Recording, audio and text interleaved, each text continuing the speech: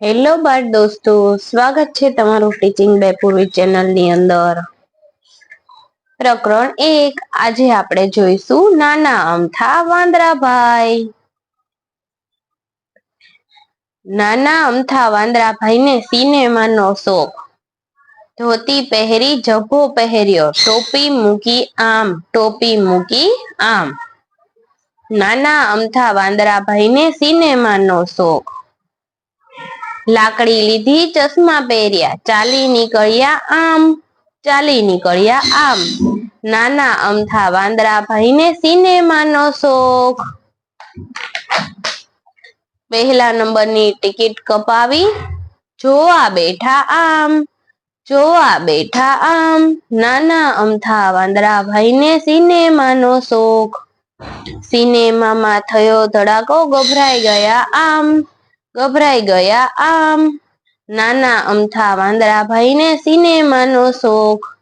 ચપ્પલ ફેંક્યા, ચશ્મા ફેંક્યા, ટોપી ફેંકી આમ. નાના અમથા વાંદરાભાઈને સિનેમાનો શોખ. જોયો તમે વાંદરાભાઈને? પછી નીચે અહીંયા ગ આપેલું છે. એ ગ ને તમારે છે ને આવી રીતે ઘૂંટી દેવાનું છે. ટપકા જોડી દેવાના છે ગ ને.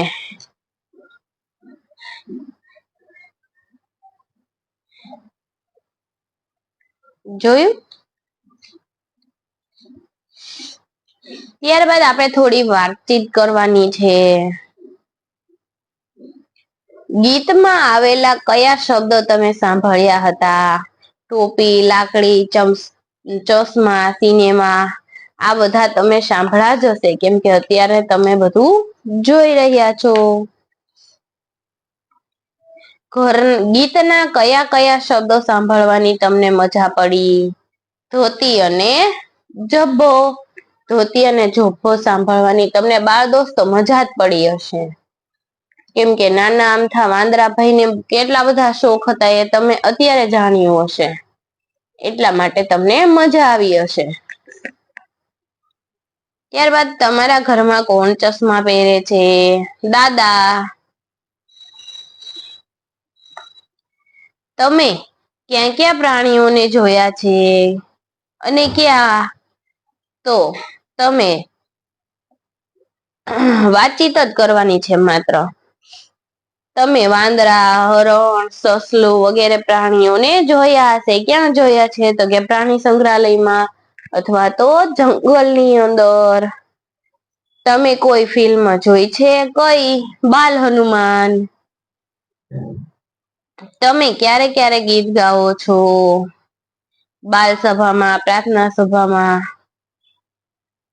બરોબર છે ને? પછી પ્રશ્ન નંબર 1. વાંદરાભાઈએ જે કર્યું હોય ત્યાં હૂપ બોલો અને ન કર્યું હોય ત્યાં ચૂપ બોલો. ધોતી પહેરી હૂપ, લાકડી લીધી હૂપ, કૂદકો માર્યો ચૂપ, કોટ પહેર્યો ચૂપ, ટોપી ફેંકી હૂપ, ચપ્પલ પહેર્યા ચૂપ, ઝભ્ભો પહેર્યો હૂપ, ચશ્મા પહેર્યા હૂપ, બૂટ પહેર્યા ચૂપ.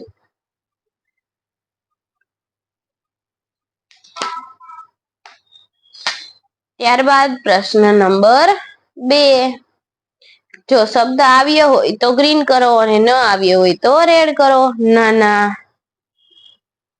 આવેલો છે નાના અમથા વાંદરાભાઈને સિનેમાનો શોખ. ધોતી, ચશ્મા, ઝભ્ભો ને ચપ્પલ.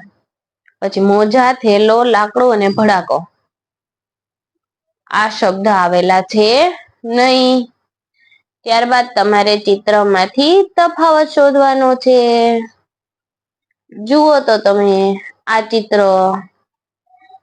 ચિત્રમાંથી તમે તફાવત શોધી શકો છો. આ બંનેની ટોપી અલગ છે, મોં અલગ છે, લાકડી અલગ છે અને ત્યારબાદ આપેલા છે એને આપણે ઘૂંટવાનું છે.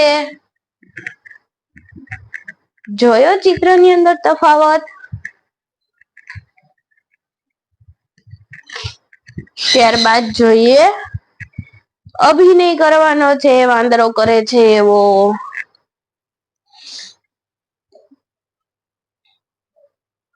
જુઓ તો વાંદરો કરે એવો અભિનય આપણે કરવાનો છે હવે. તો ચલો કરીએ બાળ દોસ્તો. ચલો પેલા વાંદરાની જેમ કરો તો કેળું ખાય છે, પછી રડે છે, પછી ડાન્સ કરે છે. પછી પ્રશ્ન નંબર 5 ટપકા જોડી ચિત્ર પૂર્ણ કરો અને રંગ પૂરો. એવું તો બધાને મજા આવે.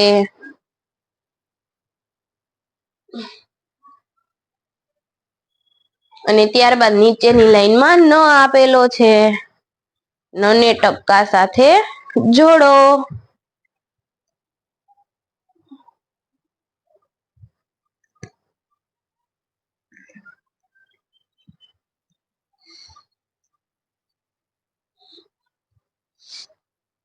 ત્યારબાદ એક મસ્ત મજાની વાર્તા આપેલી છે. અને પછી આપણે પ્રશ્નના જવાબ દેવાના છે અને થોડી એના આધારે વાતચીત કરવાની છે. એટલે બધાનું ધ્યાન વાર્તા ઉપર. વાંદરો અને મગર. એક હતી નદી, તેના કાંઠે જાંબુનું મોટું ઝાડ હતું.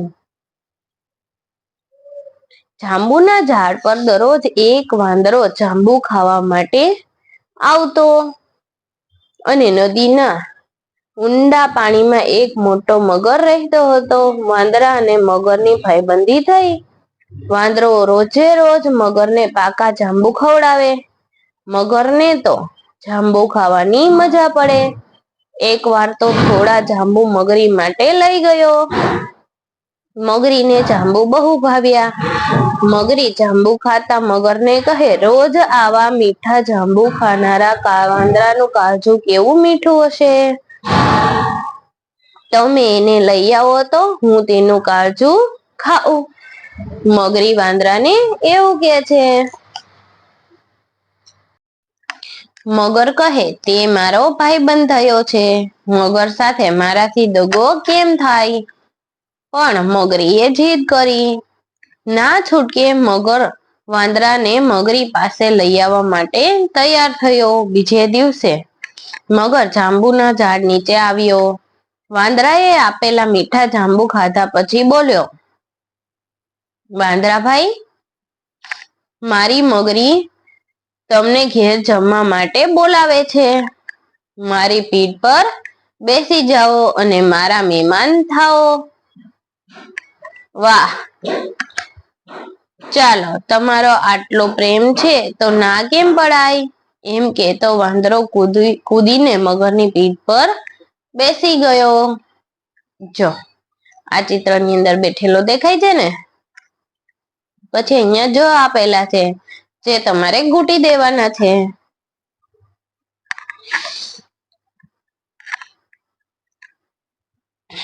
મગર પાણીમાં આગળ સરકવા લાગ્યો.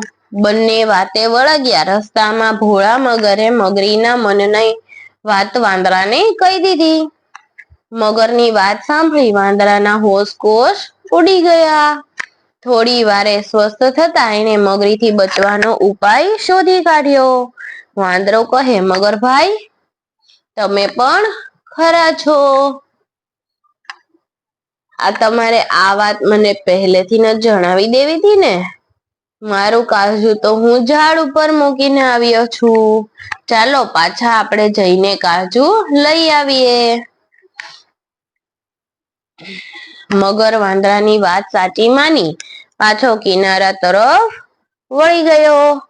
કિનારો આવતા જ વાંદરાએ એક મોટો કૂદકો મારી ઝાડ ઉપર ચડી ગયો. પછી કહે, મૂરખ મગર, કાળજુ તે કોઈનું ઝાડ પર મુકાતું હશે. ભાઈબંધને દગો દેવા તૈયાર છું તો તું દગાખોર છો.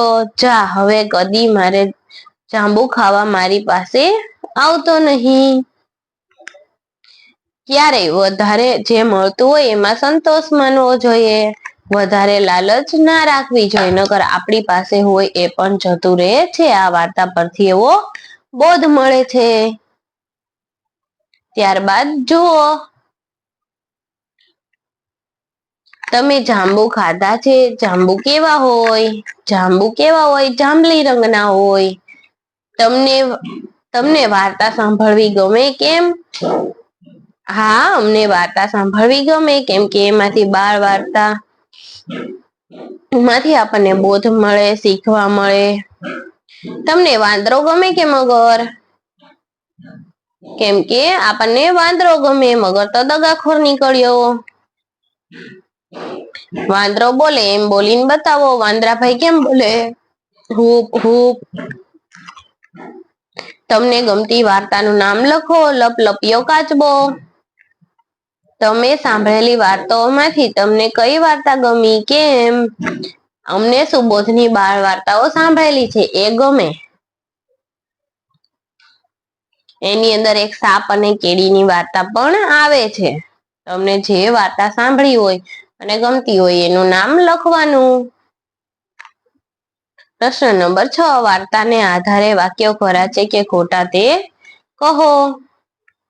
પેલું, વાંદરો તળાવમાં રહેતો હતો. ખોટું. વાંદરો ક્યાં રહેતો હતો? જાંબુના ઝાડ ઉપર.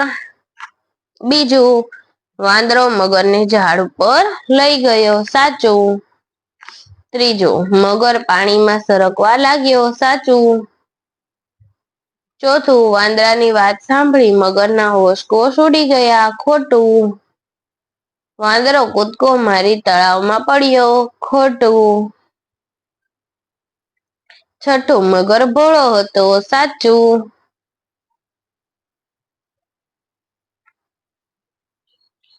7. વાર્તાના આધારે વાક્ય કોણ બોલે છે તે કહો. તે હવે મારો પાકો ભાઈબંધ થયો છે. આ વાક્ય કોણ બોલ્યું? મગરભાઈ. બીજું, તમે એને લઈ આવો તો હું તેનું કાળજું ખાઉં. મગરી.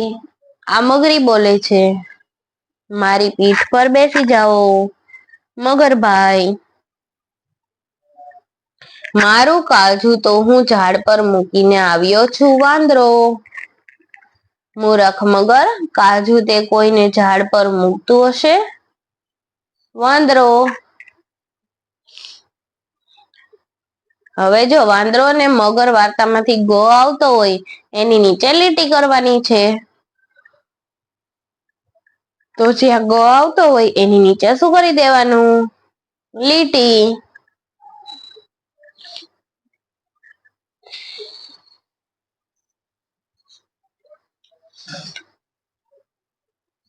ત્યારબાદ તમારે પ્રશ્ન નંબર 9 ની અંદર ટપકા જોડવાના છે. ટપકા જોડો અને લખો. જો આપેલા લાકડી જેવું છે એ જોડી દેવાનું અને પછી અહીંયા એમને ડ્રો કરવાનું. અહીંયા ક્રોસ આપ્યો છે. ત્યારબાદ ઉભો લીટો આપ્યો છે. આડી લીટી આપી છે. પછી ગોળ આપ્યા, અર્ધ વર્તુળ આપ્યા છે આ સાઈડ. આવી રીતે પેટર્ન બનાવી દેવાની.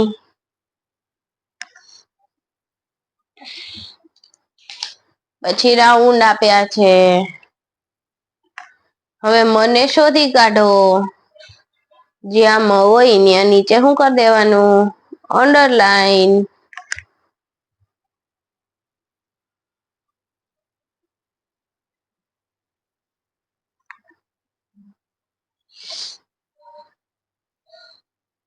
પ્રશ્ન નંબર 10. ટપકા જોડી ચિત્ર પૂર્ણ કરો. આ જો ટપકાને જોડી દેવાના.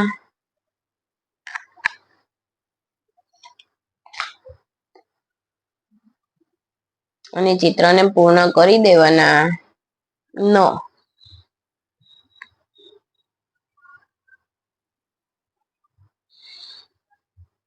આનો.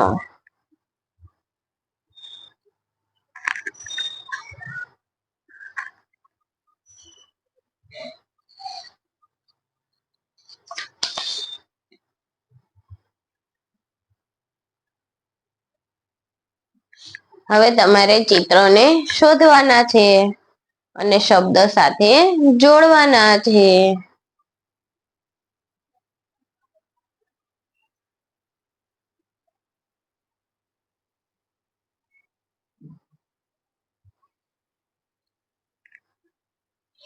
ગણપતિ, નગારું, ગાડું,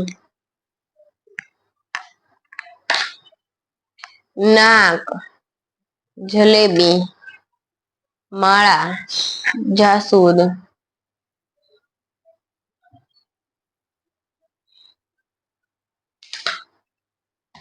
ત્યારબાદ જો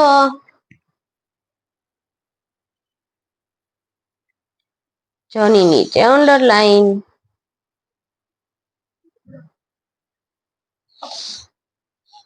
ગ, ગને ટપકા જોડી અને અક્ષરને પૂર્ણ કરી દેવાના. મ, ન, છ,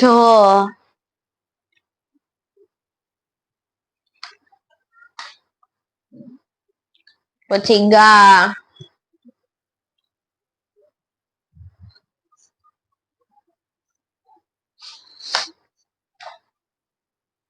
ત્યારબાદ ટપકા જોડીને લખો. જો અહીંયા ગા, પછી મા, નને કાનો માત્ર ના, જને કાનો માત્ર જા, પાછો ગા, મા, ના, જા, પાછો અહીંયા રિપીટ આપેલું છે અને છેલ્લે આપણને આપેલું છે માં, મને કાનો માત્ર માં.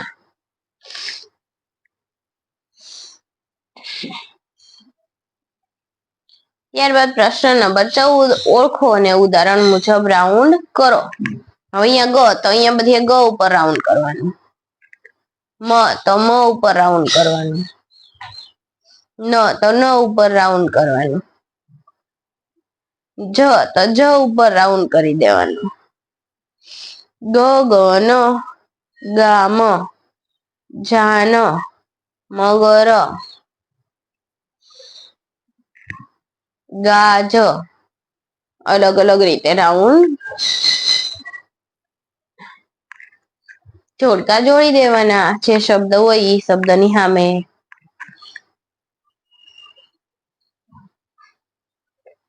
ત્યારબાદ ના, ના, ના, ના એવું કૂટી કાઢવાનું.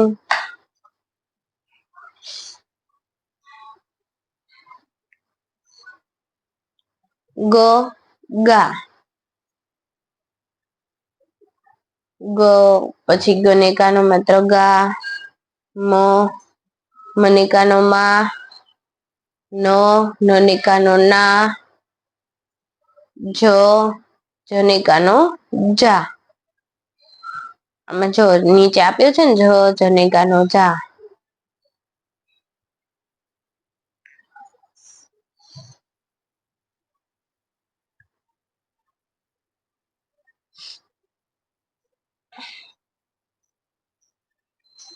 હવે જો આપણને શું કીધું છે, ટપકા વાળા અક્ષરો પૂર્ણ કરો. પેલું, મારું નામ મગન છે. બીજું, મગરને જાંબુ મીઠા લાગ્યા.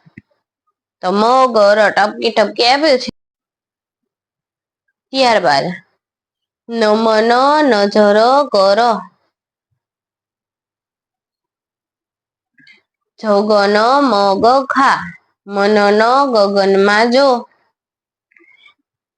ત્યારબાદ જુઓ, ઉદાહરણ મુજબ ખોટો શબ્દ ચેકી નાખવાનો, બંધ બેસતો સાચો શબ્દ લખવાનો.